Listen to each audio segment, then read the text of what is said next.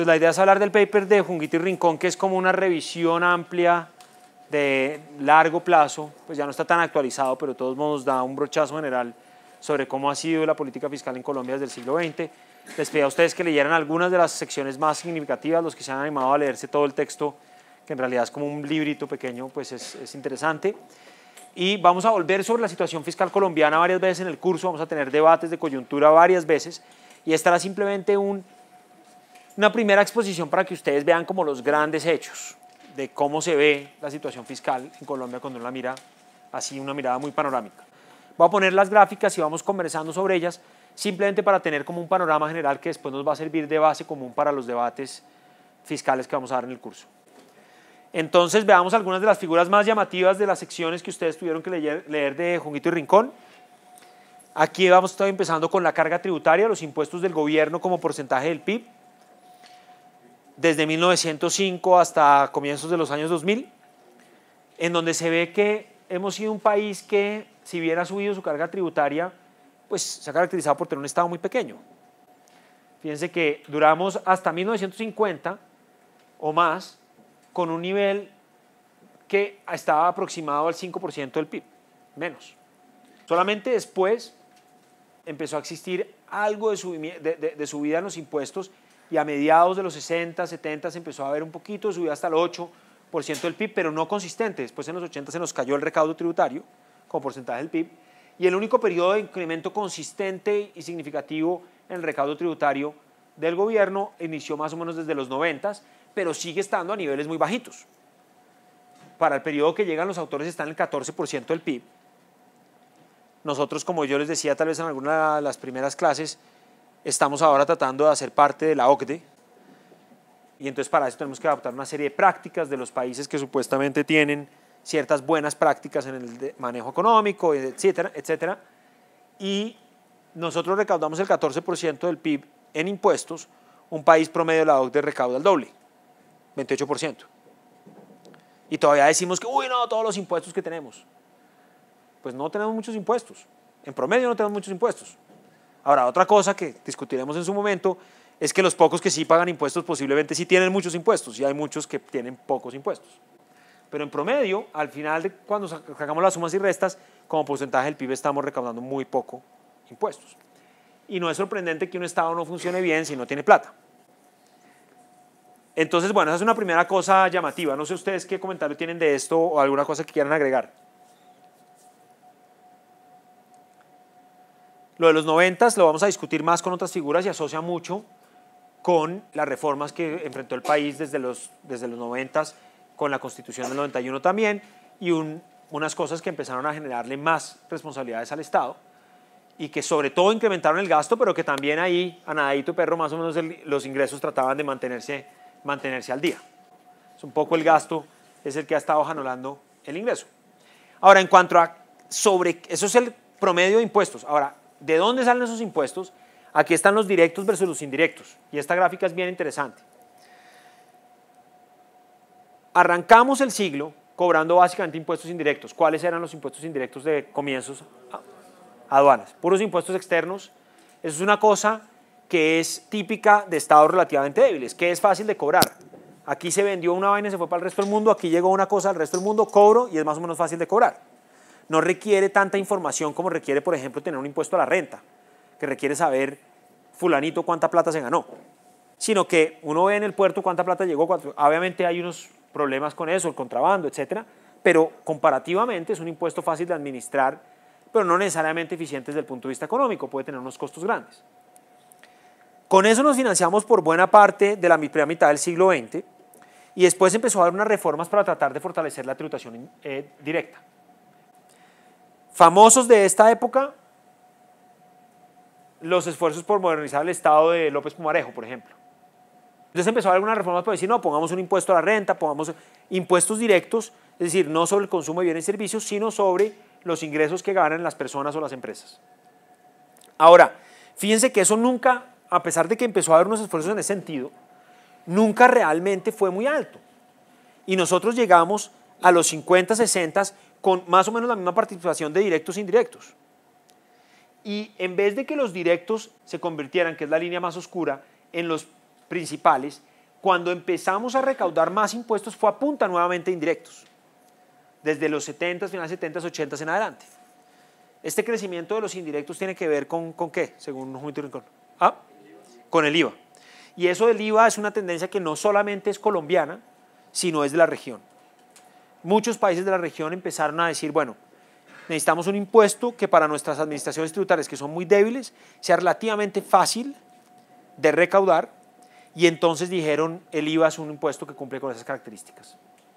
Una de las razones por las cuales el IVA supuestamente es útil para recaudar es porque la gente que tiene que reportar la información a la DIAN, a la Dirección de Impuestos de Aduanas Nacionales, tiene incentivos de hacerlo porque el IVA, al ser, como su nombre lo indica, un impuesto al valor agregado, implica que uno solamente paga sobre la parte de valor que agregó, pero si uno ya pagó IVA por bienes intermedios, tiene incentivo a reportárselos a la autoridad tributaria para decirle, vea, yo pagué todo este IVA, luego usted tiene que reconocer que yo pagué todo este IVA y me va a cobrar a mí solamente sobre el valor que yo agregué.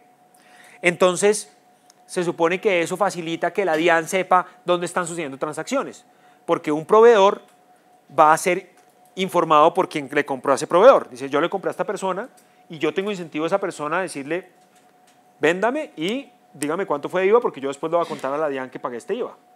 Entonces tenemos un incentivo a reportar.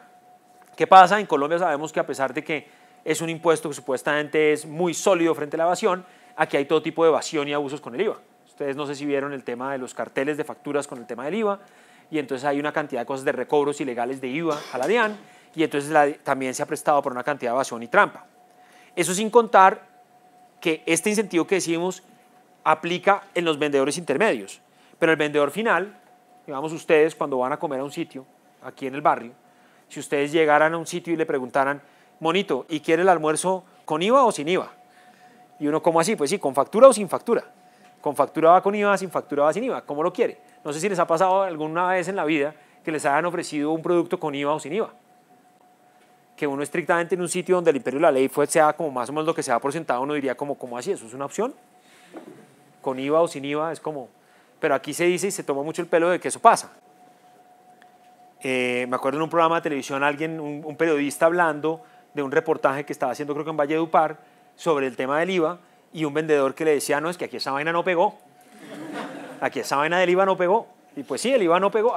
A pesar de que supuestamente es un impuesto que es fácil de recaudar, hay lugares del país donde esa vaina no pegó. Entonces, en Colombia, pero el IVA, es decir, todo esto es relativo, ¿no? Si comparamos eso, posiblemente, aún así, la evasión de IVA, si ustedes comparan eso con la evasión y elusión de renta, pues no tiene comparación. ¿Cuánta renta evaden los colombianos? Podemos hablar ahorita de eso.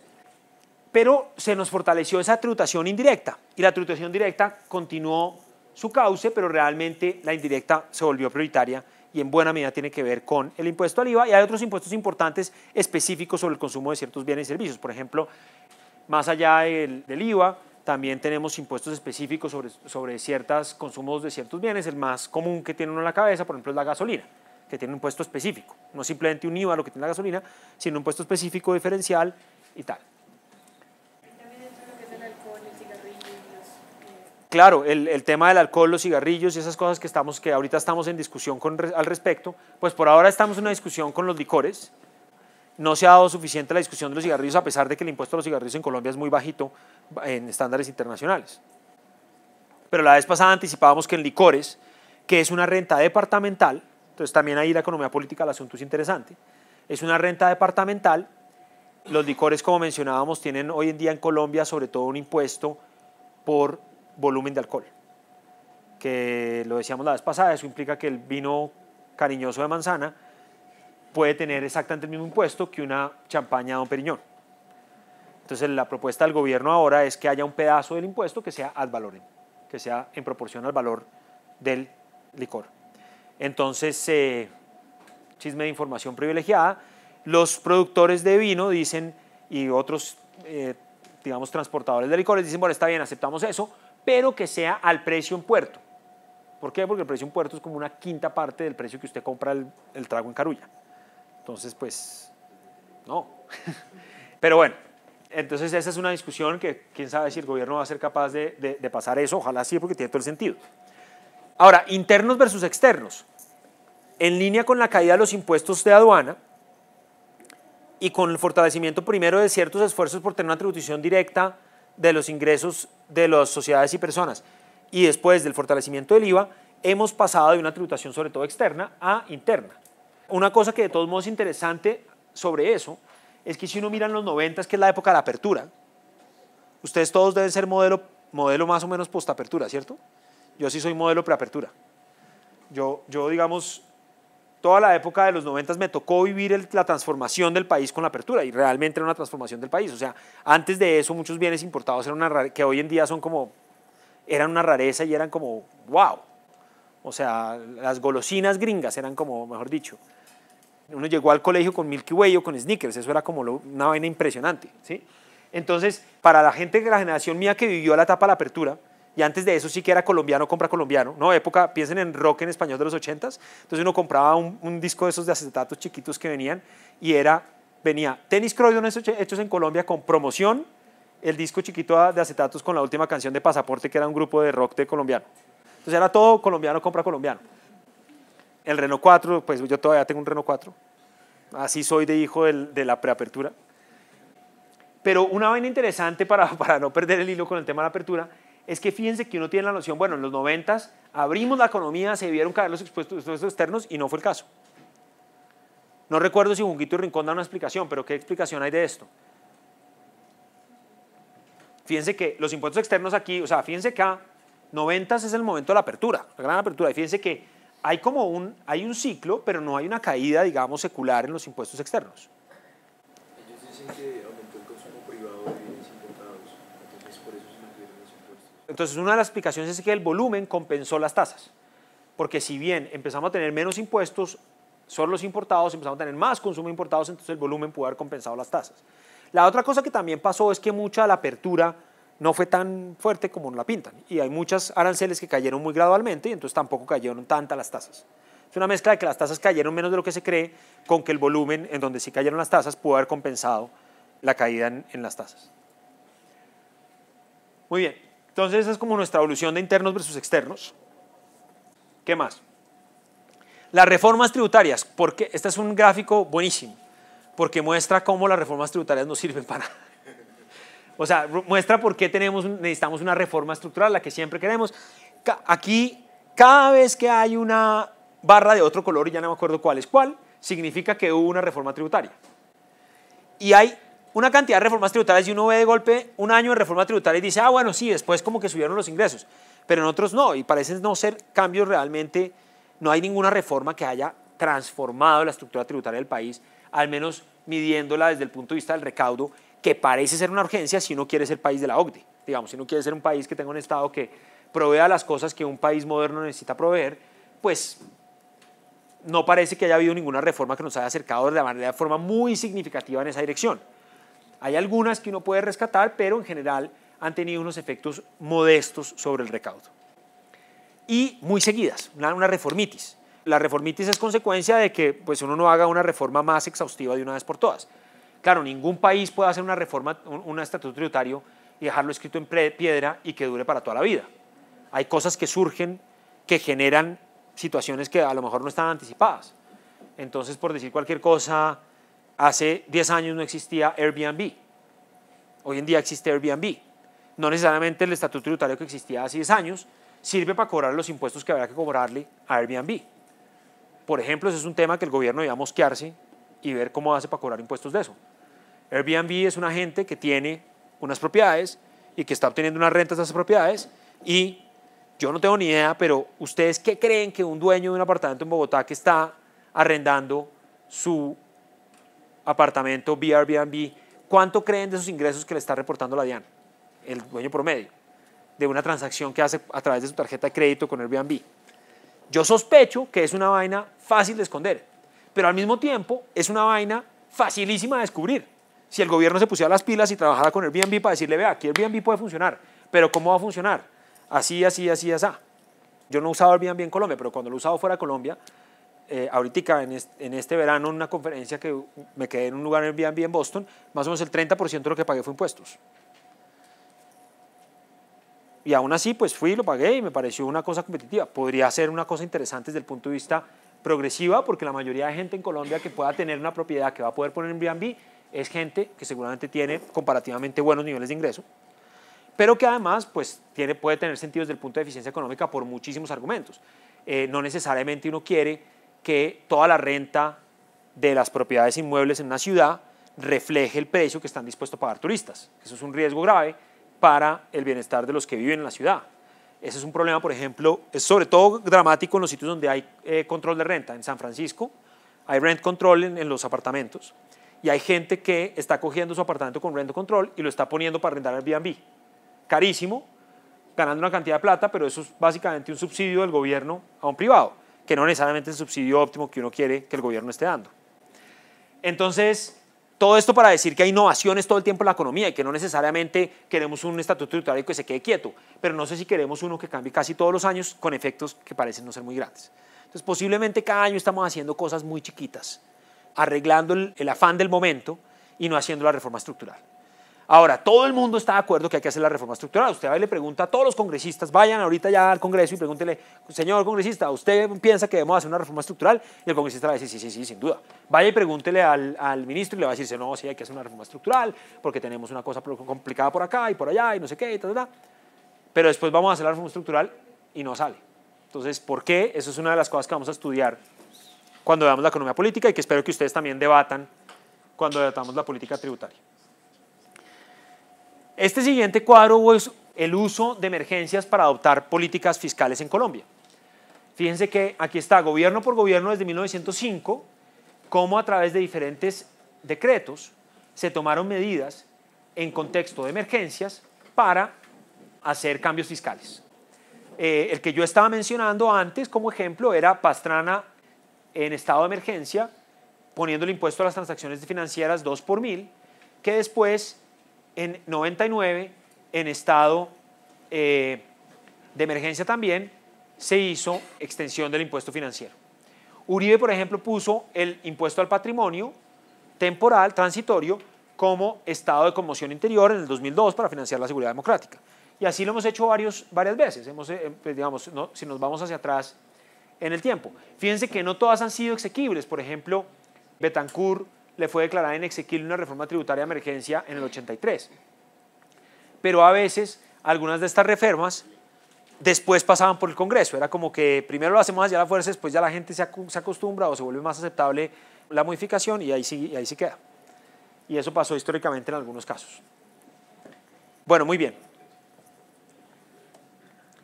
Por niveles de gobierno. Fíjense, por niveles de gobierno, el verde que está muy tenue es el nacional, departamental y municipal. Interesante de ver de acá es que siempre lo territorial ha sido pequeño en Colombia. Sobre todo tenemos recaudos tributarios nacionales con una participación de los impuestos locales bastante modesta. Y la otra cosa que yo destacaría de acá es que los departamentos han ido perdiendo peso frente al municipio. Es una cosa bastante clara después de la Constitución del 91, puede tener su lógica de al haber llevado la política a lo local, al haber establecido la elección popular de alcaldes. También es lógico que el presupuesto vaya allá y que allá se gaste la plata, pero no es exento de controversias porque alguna gente dice, oiga, hay algunos municipios que de golpe no tienen la capacidad institucional para gastar esa plata, entonces ¿cómo se hace? En fin, las leyes tienen algunos aspectos que van en esa dirección, en donde qué tanto puede usted tener libre destinación con respecto a sus gastos depende de qué tan bien ha manejado su plata, pero aún así pues es un aspecto controversial. También el tema de qué tan sujetos a la corrupción o a la captura por parte de grupos armados o otro tipo de presiones puede ser los recursos locales cuando las instituciones locales son débiles. Y es un problema difícil porque es en cierto sentido un perro que se muerde la cola. Es decir, si uno quiere fortalecer el gobierno local hay que darle plata, pero si está débil entonces no le doy plata, entonces ¿cómo hago? Luego no es un problema fácil de resolver, pero es uno de los retos importantes que tiene el país. Y ahora que estamos en la tal paz territorial, digamos, si la paz se vuelve más que simplemente firmar un acuerdo, sino que después hay una serie de cosas, ese es uno de los temas que, al menos los que han pensado en la lógica del acuerdo, es uno de los temas que hay que pensar, cómo es este rol de lo local y obviamente eso va a tener una dimensión fiscal que es interesante pensar. Entonces yo destacaría esas dos cosas, el tamaño grande de lo nacional y en lo local, siendo pequeño, la pérdida relativa, digamos, de lo departamental frente a la municipal. ¿Ustedes quieren destacar algo más de esta gráfica o que les haya llamado la atención de la discusión que hacen Juguito y Rincón? ¿Qué tipo de impuestos departamentales existen? Los más importantes son las rentas de licores que estaba mencionando antes, departamentales. Y municipales, está el predial y vehículos. Y hay otras cosas más pequeñas que no me las sé, pero por ejemplo hay unas cosas de estampillas, hay algunos que no me lo sé bien. Y algunos vienen de cosas viejísimas, por ejemplo todo el tema de licores, eso es una herencia del estanco y la alcabala, que eran los impuestos de la colonia a los licores, el cigarrillo, el tabaco y ese tipo de cosas. Cigarrillos, que si no estoy mal también tiene ese componente local. Y una parte de la gasolina que tenemos municipal. Y una parte de la gasolina, sí, la gasolina es complicadísima y un pedazo de la gasolina es municipal, tienes razón. Este año no sé si vamos a discutir algo de eso. Algún año hemos discutido también descentralización cuando hay un tema de descentralización en el tapete. Ahorita no está tanto eso, entonces no sé si vamos a discutir algún aspecto de eso, pero en el contexto de la reforma tributaria, al menos la comisión de estudio de las recomendaciones para la reforma tributaria enfatizó este año un poco el tema de eso, el tema de fortalecer los impuestos locales. Luego, si hablamos de reforma tributaria, ese puede ser un tema que surja y que podemos estudiar en más detalle. ¿Qué más? ¿Qué más tenemos aquí de Junguito y Rincón? Bueno, esta comparación con el resto del mundo, estos datos de nuevo Junguito y Rincón, entonces esto es como un TRIS desactualizado, no me acuerdo qué año exactamente es, pero están unos 10 años desactualizado, pero la figura general no es muy distinta. Colombia comparte con ciertos países de la región que tenemos un estado pequeño, pero igual hay unos países que han logrado aumentar el recaudo de forma significativa comparado con Colombia. Aquí nos salen algunos casos interesantes, por ejemplo, sin conocerlo en detalle, entiendo que el caso de Ecuador es interesante en términos de un fortalecimiento del recaudo tributario del Estado, pero sobre todo si nos comparamos con los países a los que queremos pertenecer al club de ellos, pues tenemos un recaudo muy bajito. Con todo y que hay grandes diferencias en la forma como, digamos, la variedad de capitalismo que hay en las sociedades avanzadas. Hay unos como Estados Unidos que tienden a privilegiar un Estado menos intervencionista, hay otros que tienen un estado de bienestar muchísimo más amplio como los países escandinavos, entonces pues no es lo mismo tener un país como Suecia que puede tener un peso casi el 40% del PIB, el gasto del gobierno, versus Estados Unidos que llega al 25% del PIB, pero de todos modos son magnitudes, órdenes de magnitud, esto es en impuestos, órdenes de magnitud mucho más altos que los de Colombia. Los impuestos del estado de bienestar, ¿cómo son? ¿Progresivos? En Colombia no son muy progresivos los impuestos. En los países escandinavos, por ejemplo, que son como el ejemplo del estado, de los países que tienen un estado de bienestar muy amplio y muy generoso, son relativamente progresivos y la dependencia de los impuestos directos mucho más importante que los impuestos en Colombia. Es interesante porque incluso países avanzados capitalistas que tienden a privilegiar o a decir no son el ejemplo de la progresividad tributaria, pónganle Estados Unidos.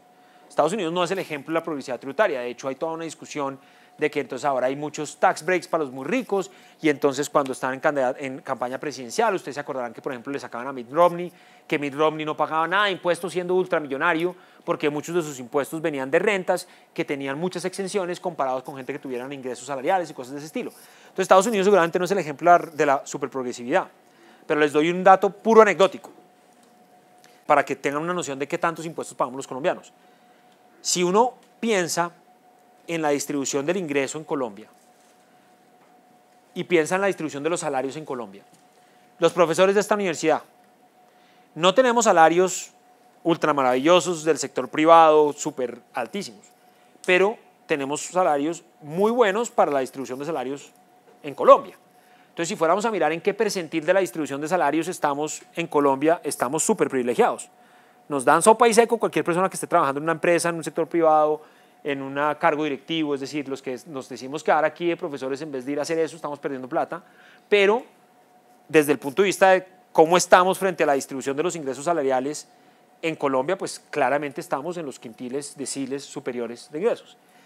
Y si uno va y calcula qué tasa neta, qué tasa efectiva son los impuestos, los ingresos está uno pagando, al final, cuando cualquier profesor de ustedes de esta universidad declara renta y mira, bueno, de todo lo que gané este año, de cuánto pagué de impuestos y saca su tasa efectiva, fácilmente va a ser una tasa que está entre los 10%, 15%. Si está muy salado el tipo, de golpe paga 16, 17%. Pero eso es porque está muy de malas, porque no tuvo cómo descontar alguna cosa que tiene dependientes. Pero incluso, o sea, es difícilmente, y no creo nunca va a llegar al 20%. Si uno coge más o menos ese mismo percentil de ingreso salarial incluso los Estados Unidos, que como digo no es el ejemplo del país ultra de progresividad, una persona en esos deciles de ingresos salariales está entregándole al Estado fácilmente el 30% de todos sus ingresos salariales. Pues el doble. Entonces realmente la progresividad en Colombia es muy bajita y hay unos trabajos muy interesantes de Juliana Londoño en donde muestra cómo es la distribución del ingreso en Colombia antes y después de impuestos, y la mayoría de países cómo es la distribución del ingreso antes de impuestos, pues menos equitativa que después de impuestos. ¿Cómo es en Colombia? Igual o incluso peor. Porque les acabo de dar el ejemplo del asalariado, que es gente que tiene ingresos buenos, tiene un trabajo estable, tiene un trabajo bien, que le permite vivir cómodamente, pero pues no es la gente rica. Calculen ustedes los impuestos que pagan los ricos ricos. Nada, pagan nada. No pagan nada porque además ninguna de la plata que tienen es de ellos. Porque están todos los trucos para evadir impuestos. Entonces, usted no gana un peso. ¿Quién gana peso? No, ¿quién gana la plata? No, una fundación. Y entonces la fundación recibe plata. Y la plata que usted gane, pues usted se la puede donar a la fundación. Pues usted controla la fundación. Usted se la dona a la fundación, entonces puede deducir impuestos porque usted es una donación a una entidad sin ánimo de lucro. ¿Y la fundación qué puede tener como objeto? La Fundación para la Educación de los Niños Ferguson. Entonces mi familia hace una fundación para la educación de los niños Ferguson. Entonces, ¿qué hace la Fundación para la Educación de los Niños Ferguson? Educa a los niños Ferguson y después sin ánimo de lucro, ¿no? Y así. Entonces, todos esos trucos los usan. Eso sin contar los papeles de Panamá. En los papeles de Panamá hay exministros en Colombia. Exministros, tipos que han ido a tratar de pasar reformas tributarias, que han visto estas gráficas y han dicho, jue madre, este país no recoge sino el 14% del PIB, voy a ser ministro, vamos a ver qué podemos hacer, no sé qué. Esos tipos están en los papeles de Panamá. Están en los papeles de Panamá, saben los papeles de Panamá, ¿no? Son sociedades que se constituyen en Panamá, que Panamá es como, ellos dicen que no, pero es absolutamente poco transparente. Acaban de nombrar a Stiglitz en una comisión para que ayude a Panamá a volverse transparente y el tipo dijo, renuncio porque no puedo de la opacidad de esta gente, y renunció. Y, por ejemplo, estas sociedades, uno de los trucos que tienen es que los dueños no necesariamente aparecen en la sociedad, sino que, ¿quiénes son los dueños? Fulanito, Perencejo y Sutanita. ¿Y quién más es dueño? El portador de las acciones. ¿Y quién es el portador de las acciones? Nadie sabe. Entonces, por ejemplo, cuando estoy dando mi ejemplo del exministro, hay un exministro que además yo aprecio mucho porque fue profesor mío, que tiene una sociedad y en su sociedad aparecen 3 socios, con nombre, incluido él. Él ya dio una explicación no muy convincente de por qué usaba esa sociedad. Y aparecen otros 3 socios. ¿Saben quiénes son los otros 3 socios? El portador. Qué coincidencia que haya 3 socios que aparecen con nombres y 3 otros que sean el portador. Uno mismo dice, pues cada uno de los otros debe ser que tienen una caja fuerte el resto de acciones. Y están declarando lo que les pareció justo. Cada uno una evasión en sus justas proporciones, ¿no? Entonces, el tema de la evasión en Colombia es realmente serio y más, aparte pues, de indignarnos, tenemos que pensar cómo crear los incentivos para que esa vaina se resuelva. Yo estuve chismoseando papel de Panamá, encontré a un compañero de colegio que acabo de descubrir que tiene una oficina en Hong Kong y busqué la dirección en Hong Kong y esa dirección no existe en Hong Kong y estoy esperando la próxima reunión de los exalumnos del colegio para decirle que cuándo me va a invitar a su oficina en Hong Kong. No, una de las cosas que uno tiene que hacer para luchar contra eso es que eso tenga sanción social, porque uno de los problemas que tiene es que eso no tiene ninguna sanción social. Aquí es absolutamente normal evadir impuestos. De hecho, lo que tiene sanción social es ser tan bruto de pagarlos. Eso es lo que tiene sanción social. Entonces uno tiene que cambiar el chip y decir, oiga, cumpla su parte del trato. Su parte del trato es que pague los impuestos y luego exija, porque muchas de las cosas que la gente hace es como, no, yo no pago impuestos porque es que para que se los roben, o es inseguro, o tenemos una cantidad de excusas. Y obviamente es muy fácil encontrar excusas. Pero seguramente una de las cosas que tiene que trabajar la DIAN fuertemente es también en la verificación de la evasión, castigo a la evasión, pero también yo creo que hay un tema de cultura de evasión. Por ejemplo, yo soy de los pocos que está indignado con el tema del exministro, pero eso no ha sonado. Los papeles de Panamá, fíjense que eso no sonó mucho en los medios, sonó un poco, duró un ratico y no duró mucho. Los ministros acaban de colgar su declaración de renta hace no mucho porque el gobierno les dijo que colgaba su declaración de renta. Y no ha habido mucho escándalo al respecto. Y las declaraciones de renta de los ministros son escandalosas. Son escandalosas. Lo que pasa es que mucha gente, precisamente con la desigualdad de este país, creo que hay 2 tipos de personas cuando miran las declaraciones de los... Yo estoy grabando todo esto. No sé si lo voy a poner en YouTube este pedazo o no.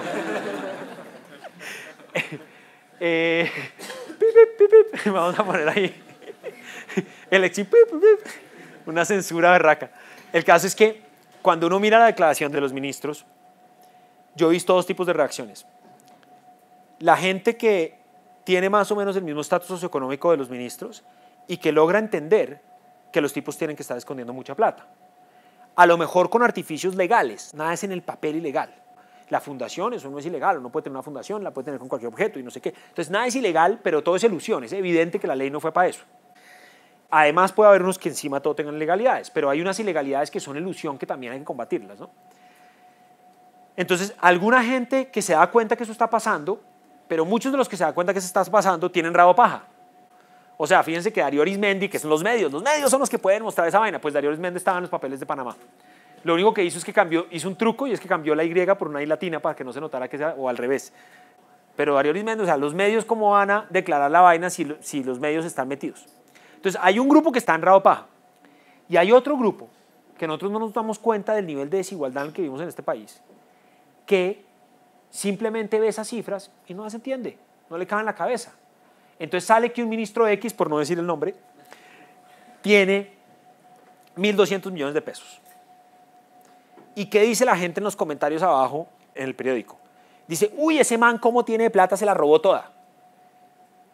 Y está completamente equivocado. Ese man está escondiendo el 90% de su plata. Ese man no tiene 1.200 millones de pesos, que son $300.000. Ese man tiene 5, 6 millones de dólares. Pero la gente ni tiene noción de que pueda tener 5 o 6 millones de dólares. Pero digamos, uno sabe que tiene que tener mucha más plata.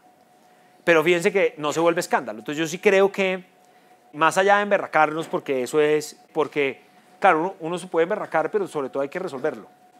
Y el problema es que muchas de las personas son, a pesar de que están haciendo eso que es muy equivocado, son buenas personas. O sea, es gente que trabaja durísimo por el país, de no sé qué. El punto es cómo una cantidad de buenas personas están haciendo una cosa completamente mal. Luego eso tiene que ver con que eso no es sancionado moralmente, eso no, ni siquiera se dan cuenta que es malo, posiblemente. Pero bueno, entonces esto, no sé cómo a partir de los impactos de las reformas presupuestales llegamos a eso, pero como ven es modesto y hemos tenido muchísimas reformas. En cuanto a gastos, esto lo podemos discutir, lo vamos a discutir un poquito en más detalle más adelante con una lectura aplicada sobre cómo hacer el G bien en Colombia y qué dificultades tiene nuestro G. Pero uno que se enfatiza a partir de esta gráfica de la estructura del gasto del Gobierno Nacional Central es que componentes que los economistas suelen llamar inflexibles, como los intereses, las transferencias a las regiones, o pues las transferencias en general, de las cuales las de las regiones son un componente muy grande, son un pedazo muy, muy importante del gasto, y que los otros gastos de funcionamiento y la inversión, que son los pedazos, sobre todo la inversión, flexibles, son muy pequeños.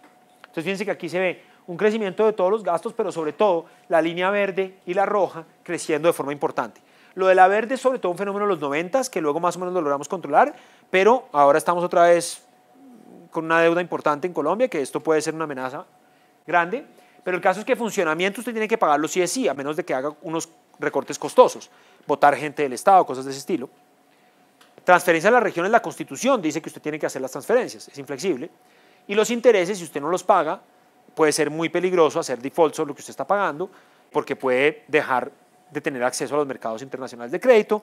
Entonces tenemos un alto componente del gasto que está predeterminado, lo cual dificulta invertir en lo que un gobierno considere prioritario y, como ven, el espacio de la inversión es relativamente pequeño. ¿Sí? Leopoldo, a mí no me queda claro cómo las transferencias son un gasto si es pasar como el Estado central a un Estado. Claro, las transferencias van del gobierno nacional al departamental o municipal, pero esos gobiernos gastan esa plata. Entonces el gobierno recibe esa plata, la transfiere a los gobiernos locales y departamentales, y los gobiernos locales y departamentales la gastan. Y además, no solamente eso lo hace inflexible desde el punto de vista del gobierno nacional, porque uno podría decir, bueno, sí, es inflexible para el gobierno nacional, pero si luego los departamentos la invierten de la mejor manera, pues tienen flexibilidad de invertirlo de una manera u otra. Pero mucha de la plata de las transferencias está predeterminada por ley cómo se debe gastar.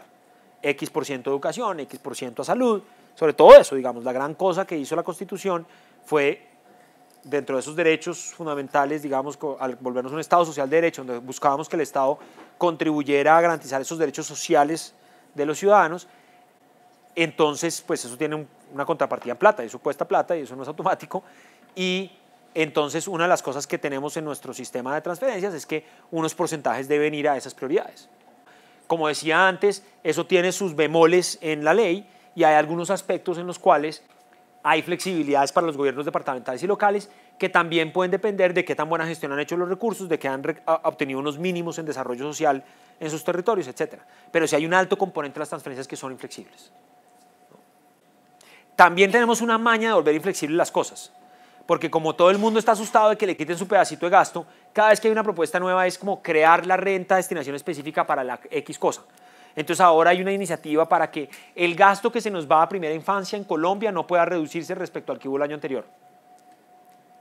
Entonces cuando seamos una sociedad de viejitos, vamos a tener unos poquitos bebés ultra ricos, porque no se puede reducir el gasto, ¿no? O sea, eso digamos, hay siempre una transición demográfica en las sociedades, y eso por ejemplo no tiene ninguna lógica.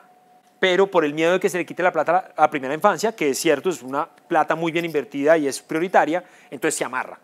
Pero no necesariamente amarrarla siempre es lo óptimo. Lo óptimo sería amarrarla mientras sea necesario, garantizarla mientras sea necesario, pero en algún momento en que el país no necesite eso, sino más bien cuidados para la tercera edad, pues tengamos plata para eso.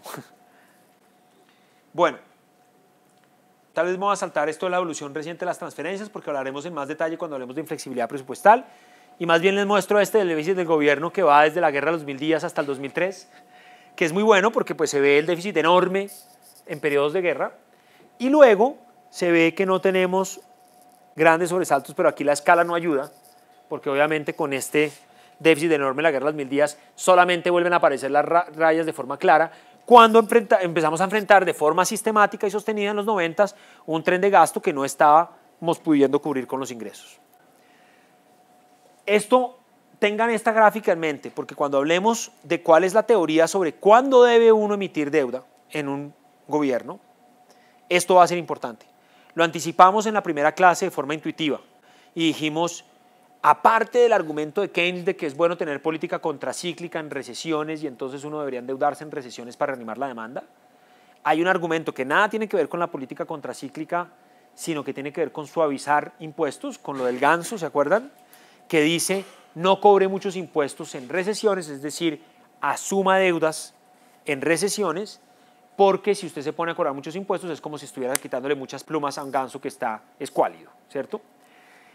Y lo mismo puede uno pensar por el lado del gasto. No cobre muchos impuestos cuando el gasto tuvo que ser enorme, porque eso implicaría pedirle mucho al ganso en un periodo claro. Esa teoría, que se llama la teoría normativa de la suavización tributaria de la deuda pública, predice que uno debería tener más deuda en periodos de requisitos extraordinariamente altos de gasto, digamos transitoriamente altos de gasto, como las guerras, que uno esperaría sean transitorias, en el caso de Colombia eso no ha sido tan transitorio, o en periodos extraordinariamente bajos de ingresos, como las recesiones. Y uno mira esta gráfica y si pudiéramos hacer un zoom, porque la escala nos ayuda, encontraría algo de eso en algunos de los periodos en que en recesión hemos tenido más déficit, en auge hemos tenido menos déficit, pero también uno encuentra grandes desviaciones de ese principio, la más clara en los 90s. En los 90s tenemos sostenidamente un periodo en el cual tenemos más y más déficit y no podemos decir que es que teníamos un choque transitorio de gasto o de ingresos. Eso al final de los 90, eso fue pues, más que todo debido a la capitalización de bancos y todo eso, ¿cierto? Eso de los 90s no sé si tiene que ver tanto con capitalización de bancos o con el hecho de que desde por el lado del gasto el gobierno se creció, con las reformas que siguieron la Constitución del 91 para implementar que Colombia empezara a tratar de garantizar lo que la Constitución dice hay que garantizar. O sea, tiene mucho que ver con la crisis bancaria del 98. Las crisis del 97 empeoró la situación y nos cogió mal parados porque veníamos endeudados. Colombia ha sido un país muy conservador en su manejo económico y de muy poco endeudamiento durante mucho tiempo. Solamente pasamos tiempos un poquito difíciles, preciso en la década de los 80, que fue difícil para toda América Latina, pero fue comparativamente menos difícil para Colombia. ¿Por qué fue difícil para América Latina? Después de la crisis de los OPEC había una cantidad de plata en los mercados financieros internacionales y no era demasiado atractivo llevarlo a los países desarrollados, entonces empezó a llegar a los países en desarrollo.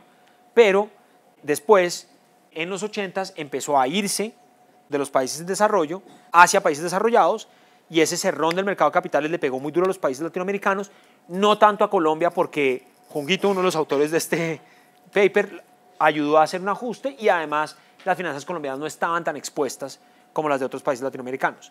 En los 90s, ¿qué pasó? Volvimos a tener otra situación en la cual había mucho entusiasmo con los países en desarrollo, el milagro asiático. Entonces, como los inversionistas extranjeros normalmente van como en manada, entonces eso no significó únicamente que fueran a Asia, sino que fueron a todos los demás mercados emergentes, había que apostar ahí las oportunidades. Entonces llegaron a América Latina y por primera vez nos empezaron a prestar plata, entonces nos prestaban plata y tal, y nosotros en los 90 estábamos bienvenidos al futuro, toda la cosa, entonces nos endeudamos y Colombia empezó a tener esa situación, digamos, de en cierto sentido un poco un sobrecalentamiento de la economía, en el caso de varios mercados inmobiliarios en varias ciudades, un poco una burbuja inmobiliaria, y en esa circunstancia se da la crisis de los países asiáticos, la gente se asusta y dice, miércoles, la cosa no era tan milagrosa como que pensábamos, se sale la plata de los mercados en desarrollo, y eso también implica que se sale la plata de países como Colombia, y enfrentamos una situación difícil en ese momento. Pero es porque ya veníamos con una acumulación de un déficit fiscal y un tren de gasto grande. Claro, esa crisis de finales de los 90 no lo hizo más fácil, volvió el ajuste mucho más complicado. Y ustedes recuerdan, además eso implicó, por ejemplo, en esa época teníamos un régimen cambiario distinto, donde operábamos con una tasa de cambio entre unas bandas, y fue tanta la salida de capitales que fue imposible defender la banda. Y tocó abandonar y pasar al régimen de tasa de cambio flexible.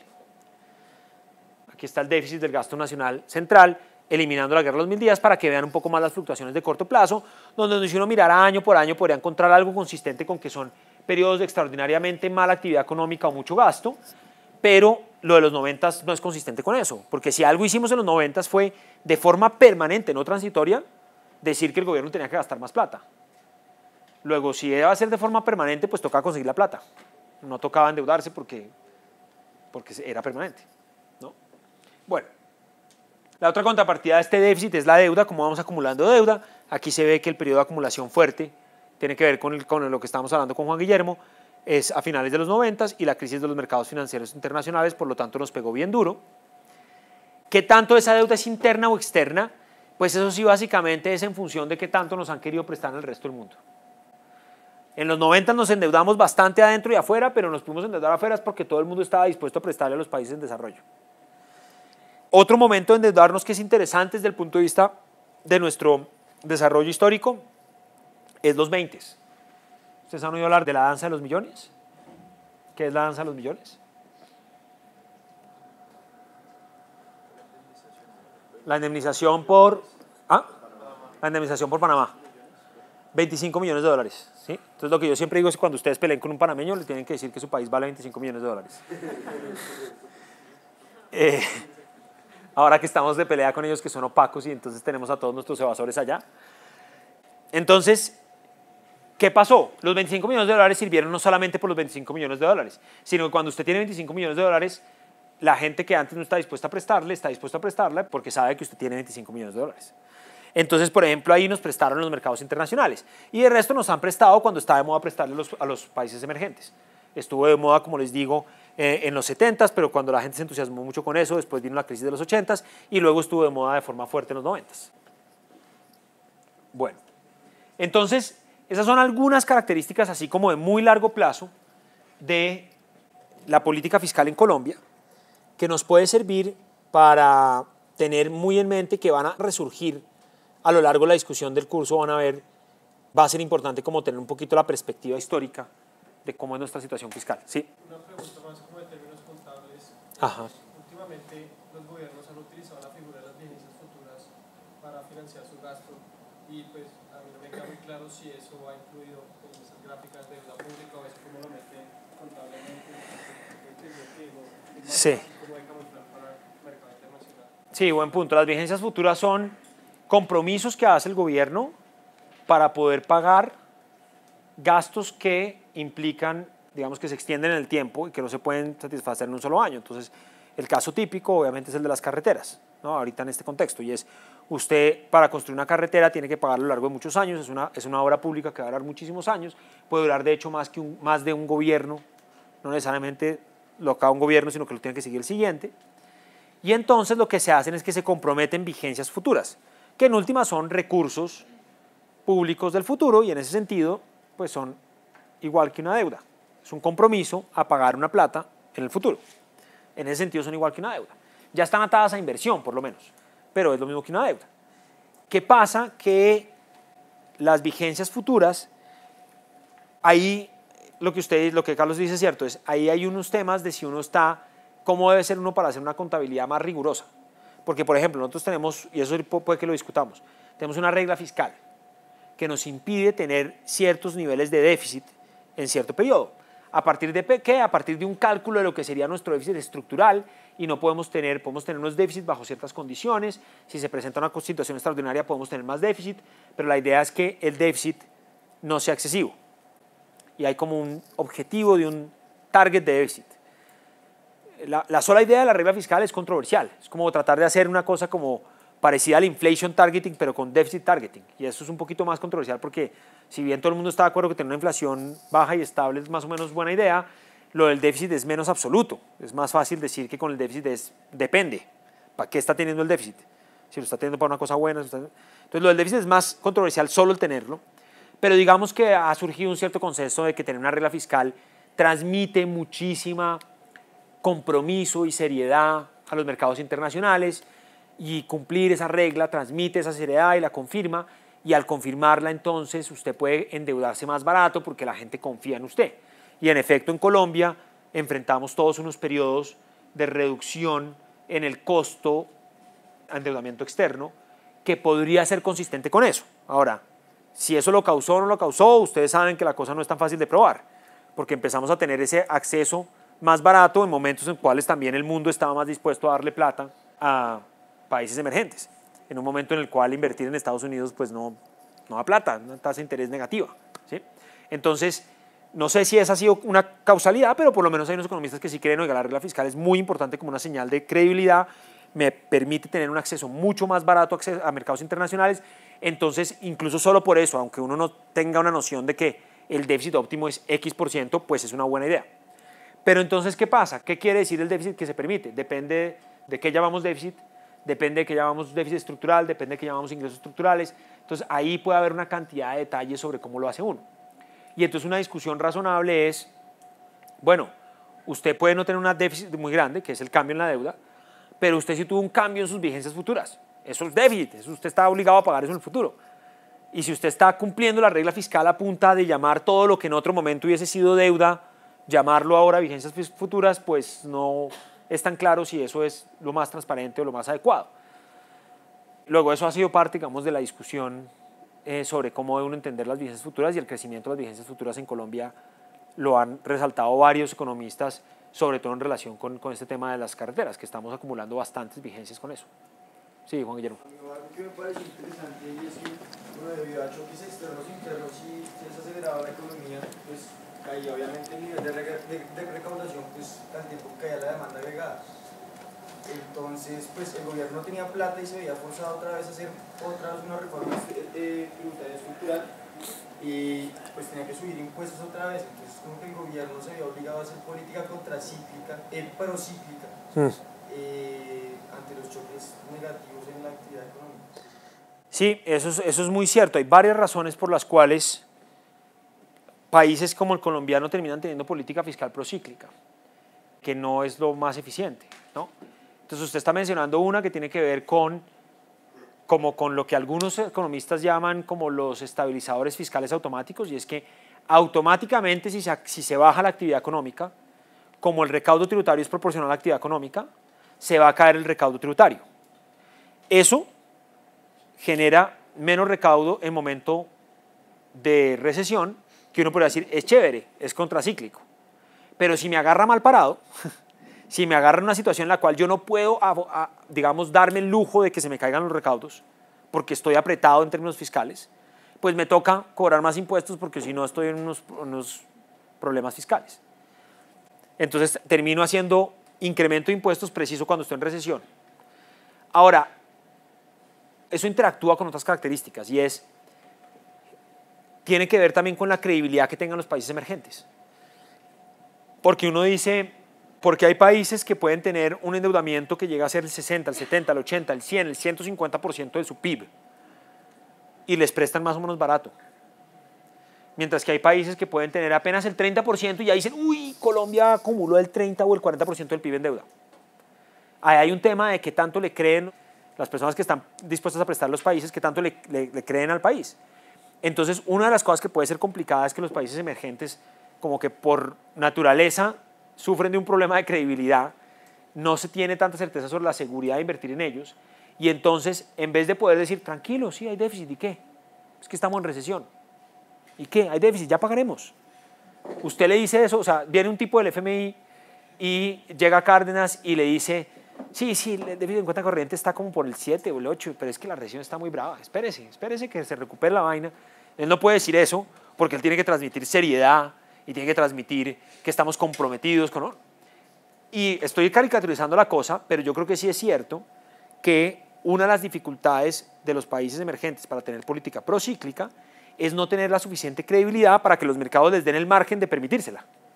Y es como... Cuando hacen la reforma tributaria, ahí sí le creen. Claro, pero la reforma tributaria puede ser exactamente contracíclica. Entonces hay un momento en que yo hago una vaina contracíclica con tal de tener credibilidad, pero no necesariamente sería lo óptimo. Si yo tuviese mucha más credibilidad, no necesariamente sería lo óptimo.